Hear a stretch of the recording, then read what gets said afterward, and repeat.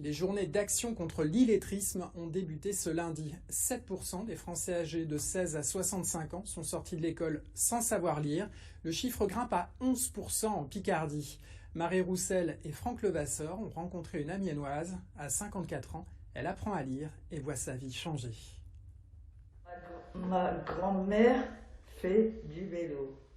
C'est la vérité. Tous les matins. Tous les matins, elle pédale. Ces quelques mots, encore hésitants, sont une victoire pour Corinne. Petite, elle a été scolarisée dans un institut spécialisé où elle a rapidement perdu pied. Moi, j'étais renfermée dans moi. Je ne pouvais pas lire. On me disait, ouais, le Gogol, elle sait pas lire, et c'est là. Je ne lisais pas. J'avais pas de livre dans mes mains. Jamais.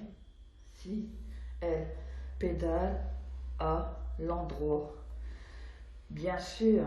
Bien sûr. Tu vois, là, tu as un point où tu baisses le ton un petit peu. Comment les motiver? D'abord, en essayant de leur donner confiance en eux. Toujours mettre le point sur, au début, le peu qu'ils savent. Voilà, ça c'est très bien. Tu vois, là, tu y es arrivé, il n'y a pas de raison. Poussée par une assistante sociale, Corinne s'inscrit il y a un an au Cardan, une association amiénoise de lutte contre l'illettrisme. Lecture, écriture, mais aussi informatique, plusieurs heures par semaine. Résultat, elle est aujourd'hui capable d'accomplir seule ses démarches administratives. Alors, je vais prendre votre carte vitale, Madame Levar, merci beaucoup. Comme ici à la Sécurité sociale, pour renouveler sa CMU. Là, je sais qu'on m'avait envoyé un SMS pour dire que mon rendez-vous, je l'ai lu. Voilà. Vous êtes fière de pouvoir faire ça maintenant? Ouais, je suis fière. Ah ouais, je suis contente de moi.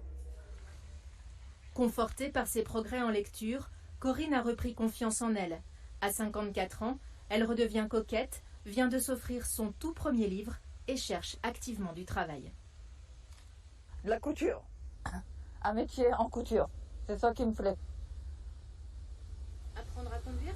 Ah oui, apprendre à conduire. J'ai essayé à refaire mes tests sur Internet, avoir mon code. Puis on verra. C'est la suite. Et l'illettrisme est encore plus marqué dans l'Aisne. Il grimpe à 13%. Un centre de ressources sera créé d'ici à la fin de l'année pour offrir aide et formation. Les détails sont à lire dans cet article d'Émilie Boulanger.